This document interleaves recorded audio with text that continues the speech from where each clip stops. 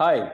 So we are going to address the most burning issue, that is private limited versus LLP. Hi, this is Rishi. Hi, this is Raja. We are from Invest in Pre-Leased. We help you profit from curated pre-lease proposals. So today we have a very dynamic personality amongst us. Let me introduce her. Krupa Joisar, a company secretary and fellow member of the Institute of Company Secretaries of India and LLB graduate from the Government Law College GLC Mumbai.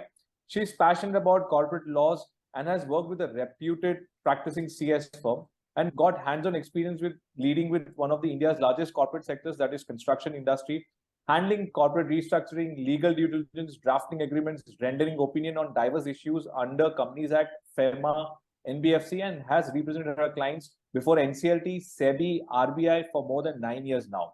She has a passion and commitment towards her work and thus empowering her firm and all the stakeholders. We welcome Krupa. Thank you for being here. Thank you, Raj and Rishi, for such a wonderful introduction. What is the feature of an LLP, that is a limited liability partnership SPV? So, see, as the name suggests, limited liability partnership. Okay, so it's an entity which is a combination of a private limited company and a partnership firm. So here there is no distinction as such between the directors and the shareholders, but as you know that in partnership firm there are partners, okay, who work for the partnership firm to attain certain objective.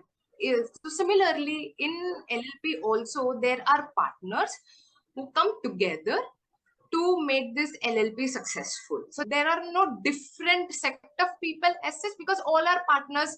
They could be sharing profits or losses in the specified ratio which is given in their LLP agreement, but they all come together to make this LLP successful. So this is the main feature